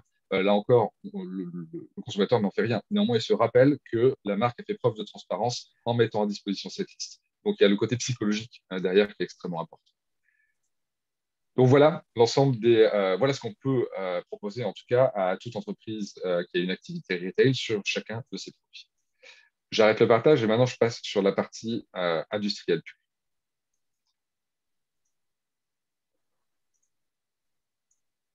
Le temps que je retrouve. Là, hop. Et là, je vous emmène sur le site web d'un de vos confrères, d'une de vos confrères, puisqu'il s'agit de Amandine Chat, qui collabore avec Vigie. Donc là, vous n'êtes pas sur un site test, bien entendu. C'est en prod. Vous pourrez vous-même aller consulter cette page-là. Donc Amandine a déjà fait partie du groupe de travail, et je l'en remercie, qui a permis d'aboutir à cette solution donc, de niveau 1, comme je le disais, extrêmement pragmatique. Le petit bouton Vigie qui reste visible et qui est discret, quelle que soit la position dans la page. Je précise, c'est de l'ordre du détail, mais que c'est une mise en place en une vingtaine de minutes à peu près au niveau technique et sans compétences particulières, et qu'en plus les couleurs sont personnalisables à la charte graphique de votre site web. Donc là, Amandine a renseigné et a rempli l'armoire digitale Vigie de l'ensemble de ses actions RSE. Et parmi ces actions RSE, elle a appuyé sur le bouton, pour certaines d'entre elles, sur la mise à disposition du grand public. Donc, ça veut dire que n'importe quel donneur d'ordre qui, auparavant, appelez Amandine Chat pour lui demander, OK, alors moi, j'aimerais bien peut-être travailler avec vous, mais alors qu'est-ce que vous faites vraiment? Comment est-ce que vous pouvez me le prouver? Et donc, ça, c'est du temps au téléphone. On répond toujours les mêmes choses sans arrêt. Les sollicitations sont perpétuelles, vous le savez bien mieux que moi, nombreuses et très consommatrices de temps. Bah là, déjà, on va pouvoir soulager aussi ces sollicitations, puisque sur une simple visite du site web, on a déjà accès à pas mal d'informations. Donc, les informations, là encore, on va retrouver la même structuration d'informations que vous avez vue comme si c'était un produit, d'une manière générale. Et Amandine Chat a notamment mis à disposition son certificat GOTS. C'est-à-dire que plutôt que vos équipes envoient à chaque fois manuellement le certificat GOTS à votre donneur d'ordre, le donneur d'ordre n'a qu'à cliquer ici pour télécharger le certificat GOTS, l'afficher et vérifier effectivement la conformité de ce certificat-là. Qui plus est, puisque GOTS fait partie des certificats que nous sommes capables d'authentifier, la preuve a déjà été faite en plus par Vichy. Donc, je le disais, un outil pragmatique, extrêmement simple, vous permettant de gagner du temps et demain des évolutions très ambitieuses pour vous permettre de piloter également l'amont de votre chaîne de valeur. Et le troisième niveau de Vigie, c'est effectivement d'être capable de piloter l'ensemble des matières intermédiaires qui transitent via vos usines et qui font l'objet d'une transaction avec un autre fournisseur avant d'aboutir à un produit fini. Voilà ce que je souhaitais vous montrer aujourd'hui. Je vous remercie une fois de plus et j'ai avec plaisir, comme Sandra, j'imagine, à disposition pour vos questions. Merci Jocelyn, merci Sandra. Alors oui, effectivement, on vous laisse la parole si vous avez des questions sur vraiment tous les aspects qui ont été évoqués pendant le webinaire. Voilà, si vous êtes en train de mettre ce type de démarche RSE en place et que vous avez des doutes ou des points de blocage ou autres, est-ce que si dans la solution Vigie, il y avait des choses qui n'étaient pas claires? Voilà, on vous écoute. N'hésitez pas à prendre la parole directement. Oui, rebonsoir, moi j'ai une question. C'est au sujet de l'affichage environnemental avec les lettres. Je voulais savoir à partir de quand c'était obligatoire et si vous aviez une idée de la manière, de la nature du process. Combien de temps en fait avant il faut s'y prendre pour répondre à cette future obligation? Alors, le sujet de l'affichage environnemental, il est complexe pour moi. Aujourd'hui, beaucoup de gens pensent que c'est une obligation qui va s'imposer aux entreprises à partir de janvier 2022. Je ne sais même plus en quelle année on est, moi, avec la crise du Covid, je ne sais plus dans quelle... Oui, c'est ça, c'est janvier 2022. Peu importe, voilà, 2022, c'est ça. Moi, je ne suis pas certaine qu'en 2022, ça s'impose en effet aux entreprises parce qu'il y a encore beaucoup de discussions pour se mettre d'accord entre le projet de PEF européen, donc un projet d'affichage environnemental, et le projet français qui ne sont pas encore alignés sur la méthodologie, sur les critères à prendre en compte, etc. Donc, il y a des discussions. Au niveau français, il y a une expérimentation qui est menée, qui est toujours en cours, qui doit s'achever à la fin de l'été, et qui évidemment aboutira à des réflexions, une présentation, des réflexions sur comment ça peut être mis en œuvre. Bon, pour moi, je pense qu'on n'y est pas encore. Je pense que janvier 2022, je pense que c'est très ambitieux. Après, il y a un autre sujet, mais ça, c'est mon avis. Je ne sais pas si ça va pouvoir s'imposer à l'ensemble des entreprises parce qu'il y a quand même une grosse complexité dans la mise en œuvre du sujet. C'est-à-dire que, il faut que soit vous ayez les compétences en interne, c'est-à-dire des personnes qui sont formées pour faire des analyses de cycle de vie, que vous ayez des outils, alors à voir avec quels outils vous travailleriez, mais il y a des outils à disposition, par exemple à l'ADEME. Mais bon, déjà, avoir les compétences en interne, est-ce qu'on les a ou pas?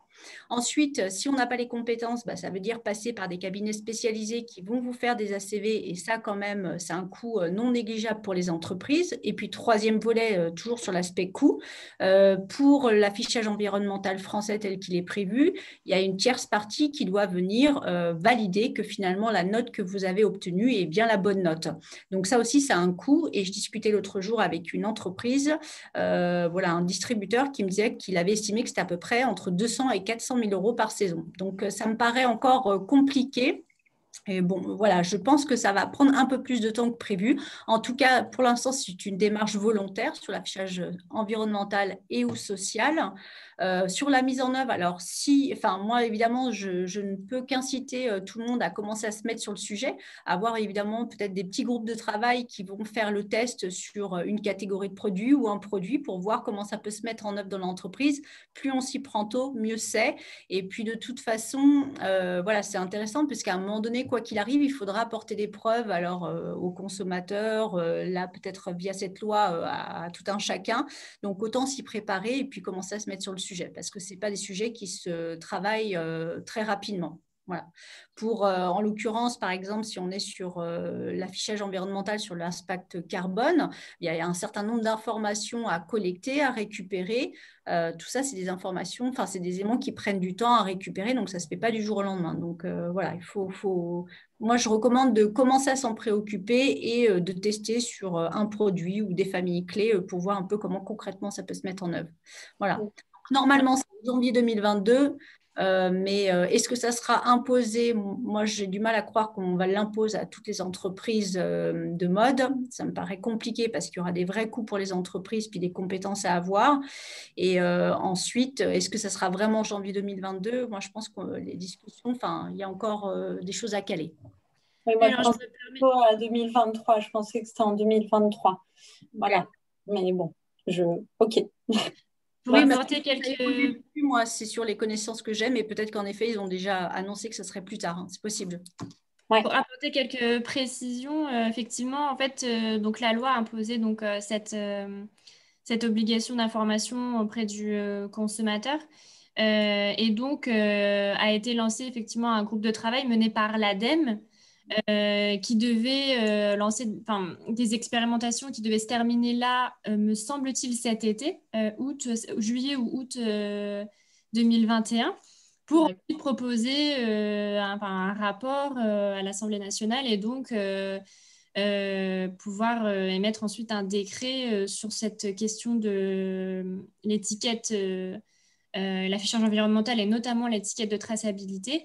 Il se trouve qu'en effet, c'est une question qui est extrêmement compliquée. D'abord parce qu'on a différents niveaux. Donc, comme l'a évoqué Sandra, il y a ce groupe de travail au niveau européen dans lequel se trouvent notamment des très grands donneurs d'ordre type H&M, Zara, etc., qui, eux, évidemment, vont défendre leurs propres intérêts au détriment certainement de la filière textile, habillement française, puisque leur modèle, évidemment, est beaucoup moins vertueux que nos entreprises françaises. Et donc, on a aussi effectivement cet affichage ABCDE sur lequel travaille l'ADEME. Donc, je sais que l'ADEME faisait un peu des campagnes pour recruter justement des entreprises pour intégrer des groupes de travail. Donc, je pourrais vous transmettre l'info si vous le souhaitez. Après, voilà, effectivement, c'est comme l'expliquait Sandra, c'est un fonctionnement qui est assez très lourd pour les PME, puisque, voilà, comme on le disait, ça demande beaucoup d'investissements en termes de temps, d'énergie, de compétences et des investissements économiques. Et donc, parallèlement à ça, la filière s'est aussi organisée de son côté. Et il y a aussi des groupes de travail qui sont menés. Donc, c'est pour ça que je vous dis que c'est complexe, mais en même temps, c'est une question qui est importante. Il y a des groupes de travail qui sont aussi menés au niveau de la filière textile française, et notamment qui sont menés par le comité stratégique de filière, le CSF, où là, en fait, l'idée, c'est de mettre en place une étiquette de traçabilité qui part du principe qu'on va montrer, en fait, on va donner l'information au consommateur de où est-ce que chaque étape de fabrication finalement a été réalisée et en conséquence en transformer cette production en un score carbone en attribuant en fait à chaque étape de fabrication un score carbone en fonction de l'intensité d'utilisation de l'électricité et de l'intensité carbone de l'électricité utilisée dans chaque pays. Et évidemment de valoriser les produits qui sont fabriqués en France, puisque l'énergie électrique française est générée par donc, du nucléaire qui a un impact carbone moindre. Donc voilà, un petit état des lieux de traçabilité, mais tout ça pour dire qu'effectivement, c'est toujours une question qui est travaillée en ce moment et qu'on n'a pas de visibilité exacte sur l'imposition de cette loi, cette norme. D'accord, merci. Si je peux me permettre en complément de tout ça, c'est difficile aujourd'hui de savoir d'où va venir la première contrainte. L'affichage environnemental prend clairement du temps de par sa complexité. Donc, si ça se trouve, entre-temps, moi, je n'ai pas le boule de cristal, donc je ne vais sûrement pas m'avancer là-dessus. Mais entre-temps, une autre contrainte pourrait arriver, peut-être même tout simplement celle de vos donneurs d'ordre sans obligation légale. C'est-à-dire que, quelle que soit la vitesse de déploiement de l'affichage environnemental, je crois qu'il ne faut pas uniquement regarder l'affichage environnemental, mais se dire que d'une façon ou d'une autre, de toute façon, la vague dont parlait tout à l'heure Sandra fait que vous allez devoir, et c'est déjà même le cas, être en maîtrise de vos données, soit pour répondre à un donneur d'ordre, soit pour l'affichage environnemental, soit demain pour une extension du devoir de vigilance des entreprises, etc. Donc en fait, le sujet du moment, comme le disait Sandra, c'est vraiment ça, c'est d'être en chemin, d'être en route, d'être en marche, de commencer, un petit pas, mais en tout cas de commencer, et aussi de pouvoir récupérer déjà, être en maîtrise déjà de sa donnée, comme je disais tout à l'heure, il me semble. Alors, on a une question de TDS. Alors, je m'excuse, je ne sais pas qui c'est, mais donc, pouvez-vous, s'il vous plaît, rappeler le nom des organismes authentificateurs pour Vigie? Pourquoi faire authentifier par un autre organisme que l'organisme certificateur lui-même, un certificat GOTS, par exemple? Ok, très bien. Aujourd'hui, on travaille avec SGT et AS International. Néanmoins, on augmente le nombre de partenaires au fur et à mesure des collaborations qu'on a avec des marques ou des industriels, puisqu'en fait, ça permet de se mettre en contact. Et globalement, comme on a la chance d'avoir une démarche qui plaît à ces bureaux de contrôle, parce qu'ils ont compris qu'on n'avait pas le même métier qu'eux d'une part, et qu'ensemble, on était capable de délivrer une valeur qui n'existait pas pour le compte du donneur d'ordre commun que nous avions. Ils sont plutôt super positifs dans la démarche. Pourquoi certifier un GOTS alors qu'il est certifié lui-même? Tout simplement parce que quand on est une marque ou quand on est industriel et qu'on a un fournisseur de rang inférieur qui brandit son GOTS en vous disant regardez, je suis GOTS, là, potentiellement c'est un faux, tout simplement. Donc, l'ensemble des éléments de preuve, en travaillant de manière dont on le fait, sont théoriquement justement vérifiables par le tiers neutre que nous sommes et évite à vos équipes de le faire. Aujourd'hui, dans les marques, typiquement, en tout cas dans la plupart de celles que je connais, les équipes, les assistants achat ou les assistants de qualité, n'ont même pas le temps de vérifier finalement les documents qui sont envoyés, de toute façon. J'espère avoir répondu à votre question.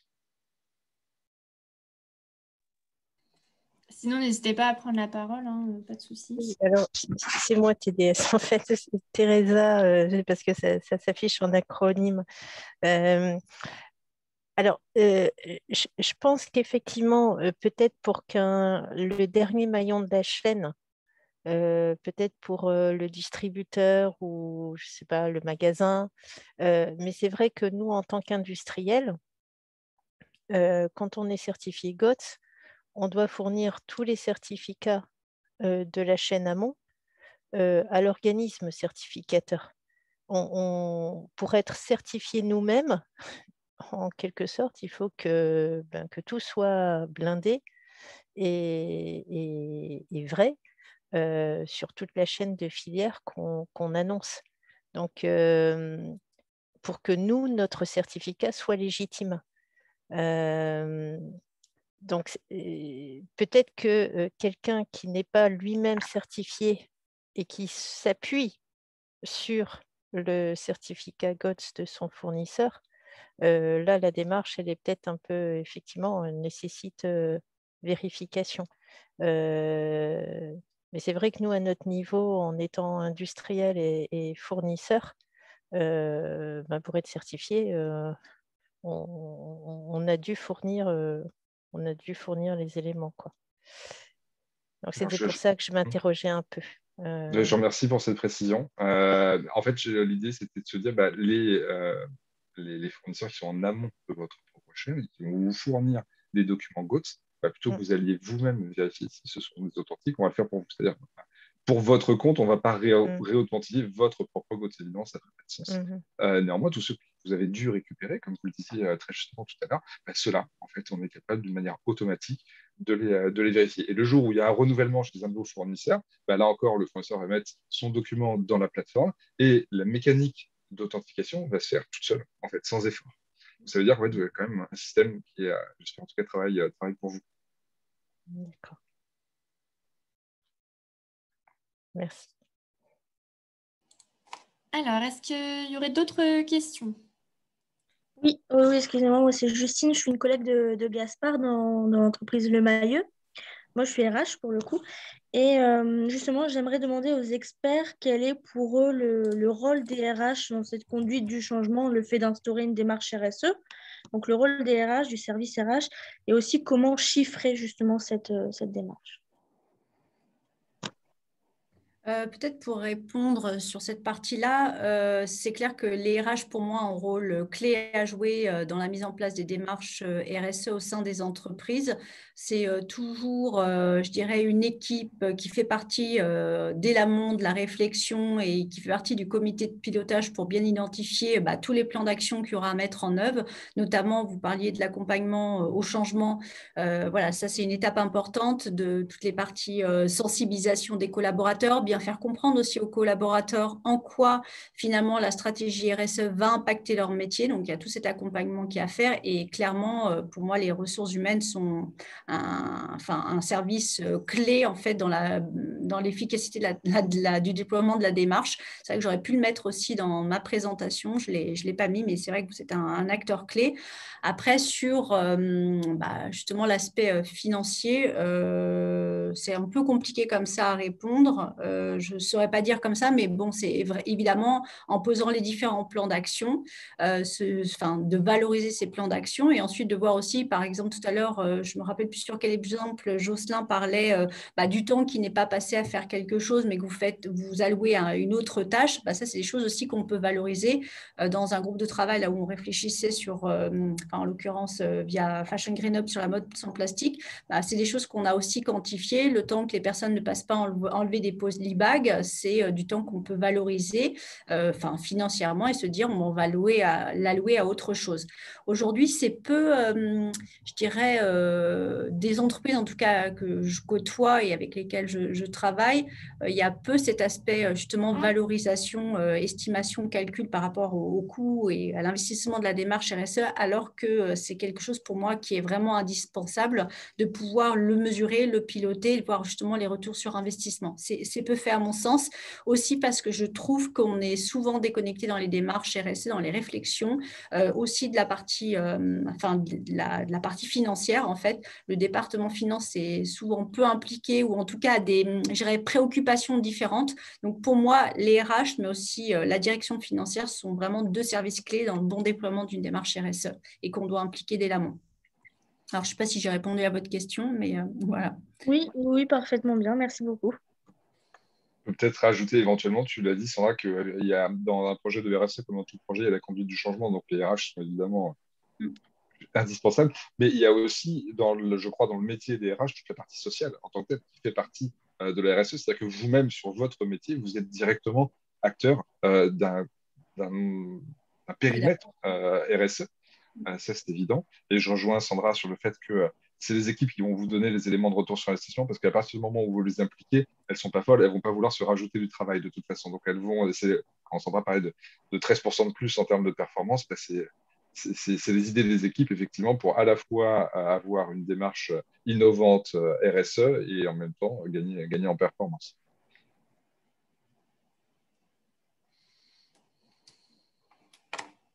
Est-ce qu'il y aurait d'autres questions ? Alors, si je peux juste rebondir là-dessus, ça me fait penser à un autre sujet. Je voyais hier un article sur une entreprise du jeu vidéo où finalement le DG maintenant va être, en tout cas aura une partie de sa com variable sur le taux de réduction des émissions de gaz à effet de serre. Donc, pour rebondir sur les ressources humaines, moi, c'est un sujet que j'aborde souvent en fait. Est-ce qu'on peut intégrer des objectifs de développement durable dans les primes des collaborateurs ? Alors, je ne dis pas que c'est le seul moyen de faire bouger les choses, mais en tout cas, là, c'est un vrai élément pour les faire bouger. Quand vous avez ça dans vos objectifs et que vous savez que vous allez avoir une prime en fin d'année qui dépend aussi de votre capacité, je ne sais pas moi, à réduire les déchets, je ne sais pas, à réduire le nombre de protos, enfin peu importe, selon chaque métier, il y aura des critères différents. Ça peut aussi beaucoup faire bouger la démarche. Globalement, je trouve qu'aujourd'hui, les entreprises sont un peu frileuses là-dessus. Je peux comprendre parce que ce n'est pas toujours si simple à caler, à bien définir pour que ça soit, qu'en tout cas, on donne aussi les moyens aux équipes. Un bon exemple pour les équipes, c'est que souvent, aux produits, on leur demande de faire des collections éco-responsables, mais on leur demande de ne pas bouger les prix de vente et on leur demande d'augmenter la marge. C'est vrai que ça, c'est-à-dire qu'on pose une stratégie, mais on ne donne pas concrètement les moyens aux équipes de pouvoir la mettre en œuvre. Là, il y a vraiment une équation qui n'est pas jouable. Donc voilà, je pense que les RH sur ces sujets-là, ça peut être des choses aussi à réfléchir et qui me semblent importantes à mettre en place dans les entreprises. Je connais au moins une entreprise dont chaque salarié a une part, ou en tout cas a des objectifs dans sa part variable. Après, le niveau peut... qu'est-ce qu'on met dans la part variable? Ce n'est pas 100% de la part variable, mais systématique en tout cas chez au moins un très gros faiseur. C'est super. Alors, merci pour vos réponses. Justine aussi vous remercie. Est-ce qu'il y a d'autres questions encore pour Sandra, pour Jocelyn? Je vois qu'on a encore quelques connectés. Jocelyn, vous travaillez plutôt avec des PME, des petites marques, des grandes enseignes. C'est quoi les types d'entreprises actuellement dans les tuyaux? Merci Eric pour ces questions. C'est vrai que je n'ai pas eu le temps d'en parler. On travaille en fait, et là encore, on a écrit ça en tout cas dans notre ADN, d'être en valeur ajoutée pour tout type de marque, et j'avais même plus loin pour tout type d'acteurs de la filière. Donc, on va travailler avec des très jeunes DNVB, pour certaines qui n'ont même pas encore sorti leur campagne Ulule sur leurs premiers produits. Pourquoi? Parce que au moment où elles lancent cette campagne-là, elles veulent d'ores et déjà faire la preuve de leur transparence, leur volonté proactive de transparence par le biais du tiers neutre que nous sommes. Et en même temps, on travaille avec des gros retailers comme Devred, par exemple, avec qui on va bientôt passer en production. Donc, on a, avec la flexibilité de l'outil dont je parlais tout à l'heure, on est capable de proposer divers profondeurs ou niveaux de collaboration adaptés aux besoins et à la maturité d'une entreprise. Pour ce qui est des industriels, là, il ne s'agissait pas de compliqué voilà, on a un tarif qui est fixe. Et l'avantage, c'est que comme on est dans une phase de croissance où on ne va pas chercher la marge du tout, on va chercher le déploiement chez nous, on s'attache à faire des tarifs qui soient accessibles pour un maximum, en tout cas, si ce n'est pas tout type d'acteur. Ça répond à votre question, j'espère.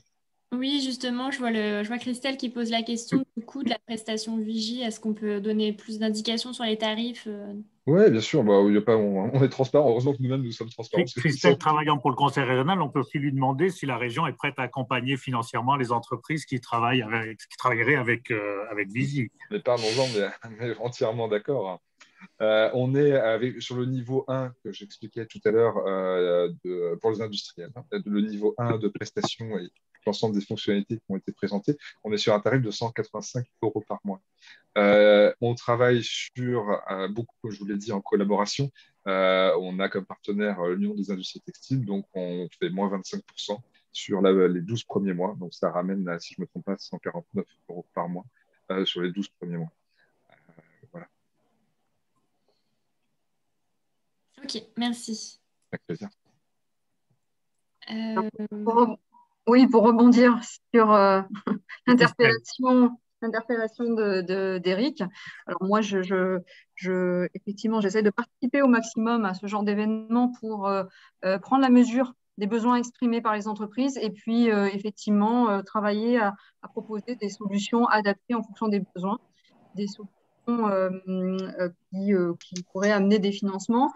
Nous, donc dans le cadre de la région, donc moi je travaille plus particulièrement en service économie circulaire et l'outil financier, c'est un outil qu'on a avec l'ADEME qui s'appelle le Fratri et on est sur le financement de projets pilotes, de projets expérimentaux pour aider la filière dans son ensemble. C'est-à-dire qu'on pourrait avoir quelques entreprises qui envisageraient de tester des solutions, ce n'est pas forcément celle-ci, mais voilà, des solutions en termes d'affichage environnemental, de traçabilité. Et dès lors que les entreprises joueraient le jeu de faire des retours d'expérience auprès de la filière sur les problèmes qu'elles ont rencontrés et qu'on puisse aller beaucoup plus vite ensuite pour aider la filière dans son ensemble, nous, on est ouvert à regarder les différents projets. Si vous me le permettez, Christelle, parce que ça va pas forcément tout le monde, mais je me permettrai de provoquer un échange ensemble, si vous voulez bien, pour approfondir certains points. Oui, pas de souci. Merci bien, c'est gentil. Sachant que pour être transparent complètement, et nous avons l'habitude de l'être, avec Christelle, sous la gouverne de Christelle, nous animons en participant à un groupe sur la mode circulaire dans les Hauts-de-France, avec aussi l'ambition, en ayant lancé avec les collectivités locales les premiers trophées de la mode circulaire il y a quelques mois, l'ambition d'afficher une région leader en matière de mode au sens large, évidemment, toute la filière textile circulaire. Oui, tu fais bien de le préciser. Enfin, ce n'était pas l'objet de la réunion, mais effectivement, la région a voté en novembre dernier sa feuille de route pour le développement de l'économie circulaire en Hauts-de-France, dont un volet porte sur la mode circulaire et responsable, et avec l'ambition de faire des Hauts-de-France effectivement le territoire de référence sur ces sujets.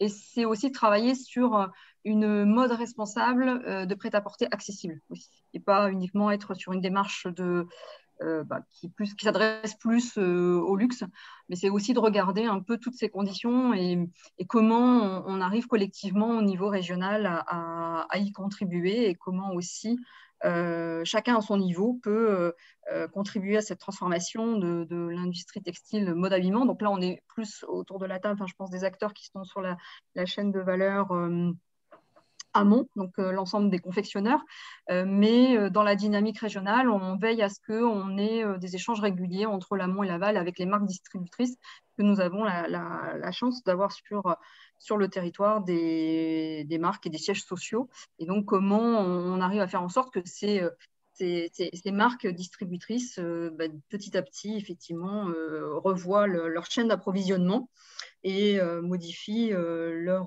collection et leurs travaux. Et donc, par effet ricochet, je rebondis aussi sur ce qu'a pu dire Sandra, c'est vrai qu'il va y avoir un effet d'entraînement, parce que beaucoup de marques veulent effectivement travailler de plus en plus localement pour répondre à un besoin croissant des consommateurs. Et donc, par effet ricochet, avoir un effet d'entraînement sur les entreprises situées sur les Hauts-de-France. Et on l'espère que ça aura effectivement, permettra de distinguer notre région sur les avancées, notamment sur le plan environnemental. C'est Christelle.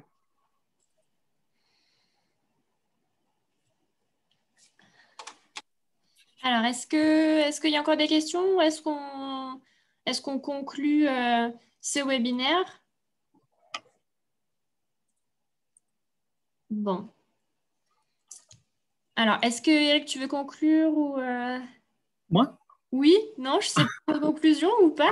Merci, moi sinon je... Alors, je peux 3 mots. Le premier, un grand merci à nos intervenants, comme disait Jocelyn, pour la précision des informations données. Donc, moi, j'ai besoin de mûrir toutes ces informations. Donc, dans la patience d'avoir les PowerPoint pour se les réapproprier. Et donc, on diffusera. Et même à certains absents, il y a des mails qui ont circulé à Christelle et à moi pendant le webinaire de gens qui n'ont pas pu se connecter, qui aimeraient justement en profiter. Donc, grand merci à vous.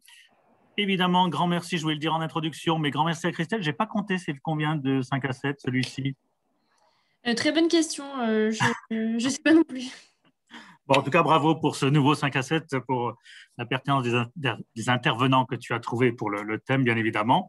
Et j'ai envie de terminer en donnant symboliquement un rendez-vous au mois de juillet, sans avoir fixé la date ni le thème pour le prochain 5 à 7. La seule chose, c'est que, a priori, on pourrait, j'espère, revenir à un modèle présentiel, donc, et de continuer à la fin de la prochaine intervention avec un petit drink, comme disent nos amis belges, pour pouvoir jouer l'effet réseau qui fait partie d'un des objectifs de ces 5 à 7. Merci à nos participants, à nos adhérents, et merci pour les échanges qu'ils ont suscités. Bonne soirée à tous et à bien vite. Merci beaucoup. Merci à tous. À bientôt. Bonne soirée. Au revoir. Au revoir. Au revoir.